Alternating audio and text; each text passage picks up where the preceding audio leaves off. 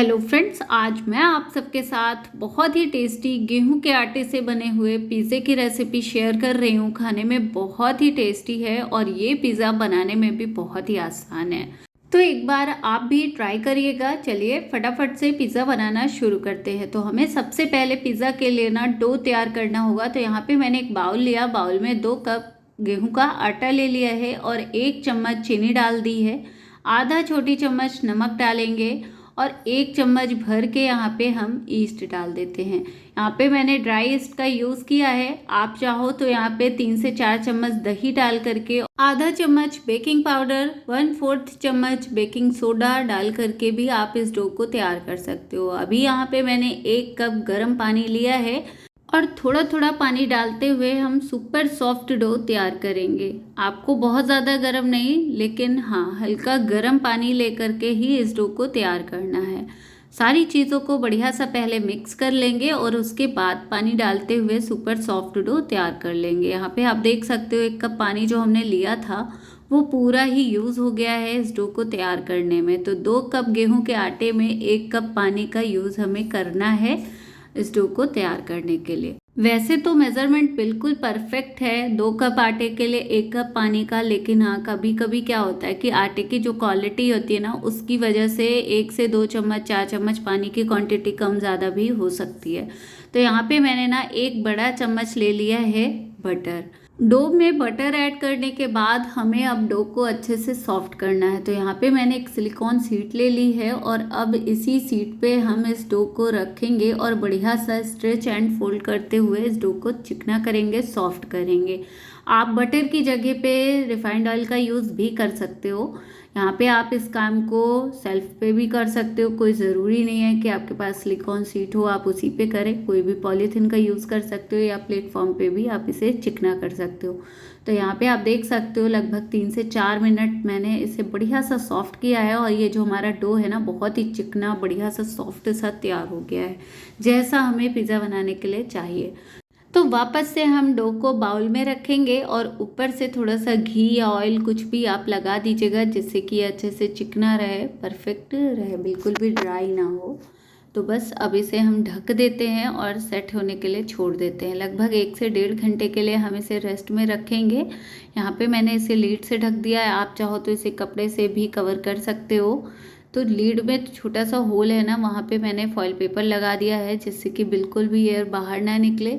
तो डो को रेस्ट में रखे हुए 1 घंटे हो चुका है। डो हमारा बहुत ही अच्छे से सेट हो चुका है। तो यहाँ पे मैंने ना पिज़्ज़ा के लिए कुछ टॉपिंग्स तैयार की है, जैसे कि शिमला मिर्च, प्याज, टमाटर, इन सारी चीज़ों को मैंने पतली स्लाइस में कट कर लिया है। आप अपने हिसाब से वेजिटेबल्स ऐड कर सकते हो। यहाँ पे मैंने ढेर सारा चीज़ ले लिया है। तो सारी तैयारियाँ हो चुकी हैं। अब यहाँ पे एक कढ़ाई लेंगे, कढ़ाई में हम थोड़ा सा नमक डाल देते हैं।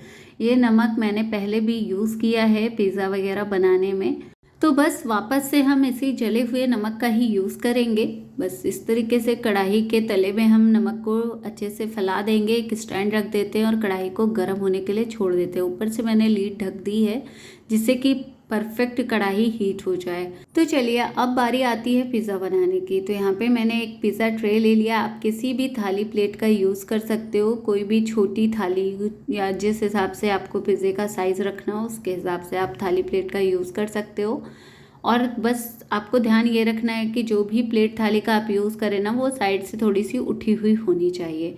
तो पिज़्ज़ा ट्रे में मैंने बटर पेपर लगा दिया है जिससे कि मुझे इसे चिकना वगैरह करने की ज़रूरत नहीं है। अगर आपके पास बटर पेपर है तो आप इसी तरीके से प्लेट को तैयार करिएगा, नहीं तो आप किसी भी थाली प्लेट का, जिस भी थाली प्लेट का आप यूज़ कर रहे हो ना उसे ऑयल से ग्रीस कर लीजिएगा और थोड़ा सा सूखा आटा टेस्ट कर लीजिएगा। उसके बाद पिज़्ज़ा बनाइएगा तो पिज़्ज़ा बिल्कुल भी पकने के टाइम चिपकेगा नहीं। यहाँ पे डो हमारा अच्छे से सेट हो गया था, इसे मैं वापस से चिकना कर ले रही हूँ।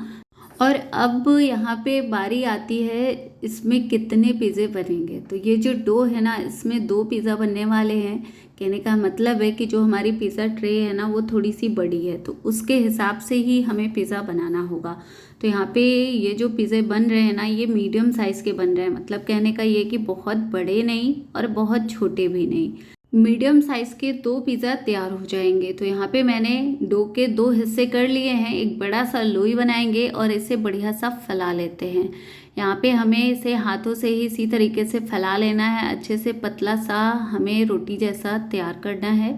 बस हाथ से हम इस तरीके से फैलाएंगे। तो यहाँ पे आप देख सकते हो बहुत ज़्यादा मोटा नहीं फैलाया और बहुत ज़्यादा पतला भी नहीं कर रखा है।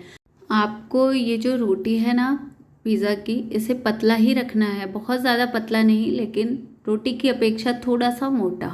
तो इस तरीके से आपको उंगलियों से प्रिक कर लेना है साइड में। और अब यहाँ पे हमें फॉर्क ले लेना, फॉर्क से इस तरीके से पूरे इस पिज़्ज़े की रोटी में हमें प्रिक कर देना है, जिससे कि ये मतलब दोनों साइड से बढ़िया सा पक सके, अंदर तक अच्छे से पकेगा।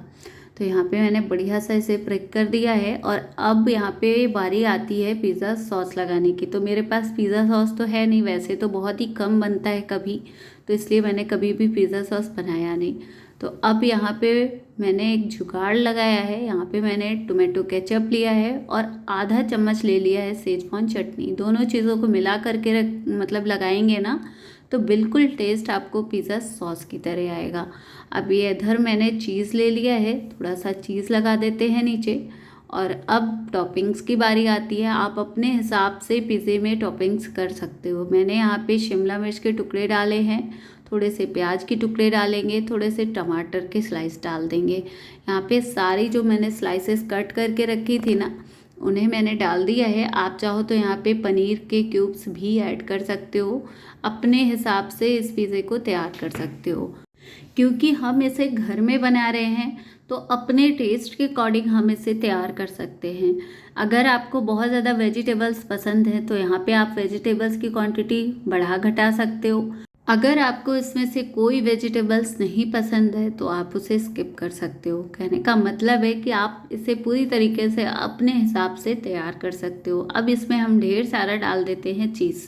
चीज़ भी आप अपने अकॉर्डिंग कम ज़्यादा कर सकते हो। यहाँ पे मैंने बहुत ज़्यादा नहीं, लेकिन हाँ बढ़िया सा मैंने स्प्रिंकल किया है चीज़ को, जिससे कि टेस्ट बिल्कुल अच्छा है। मतलब मार्केट से भी अच्छा पिज़्ज़ा घर में बन करके तैयार हो। अब यहाँ पे थोड़ा सा स्प्रिंकल कर देती हूँ ऑरिगेनो की। आप चाहो तो यहाँ पे ना आप चिली फ्लेक्स स्प्रिंकल कर सकते हो, मैंने नहीं किया है क्योंकि बच्चे खाएंगे ना उन्हें तीखा लगेगा, क्योंकि ऑलरेडी हमने सेजवान चटनी का यूज़ किया है। तो बस हमारा ये जो पिज़्ज़ा है पकने के लिए बिल्कुल रेडी है। तो कढ़ाई भी अच्छे से गर्म हो चुकी है। तो बस इस गर्म कढ़ाई में हम तैयार किए हुए पिज़्ज़े को ट्रांसफ़र करते हैं और बढ़िया सा इसे ढक देते हैं। गैस की फ्लेम को मीडियम करेंगे और लगभग 20 से 22 मिनट 25 मिनट के लिए पकने के लिए छोड़ देते हैं। यहाँ पे मैंने आपको टाइम तो बता दिया, लेकिन आपको कुछ चीज़ों का ज़रूर से ध्यान रखना है। हो सकता है टाइम आपको कम ज़्यादा भी लग सकता है। कहने का मतलब है कि यहाँ पे आपको खोल करके देखना है 15 से 16 मिनट के बाद। और जब आपको लगे कि ये जो वेजिटेबल्स हैं बढ़िया सी पक गई हैं, सॉफ्ट हो चुकी हैं और जो चीज़ है बढ़िया सा मेल्ट हो चुका है, तो समझ लीजिएगा कि आपका जो पिज़्ज़ा है वो पक चुका है। बेस भी बहुत ही अच्छा फूल गया है, अच्छे से पक चुका है।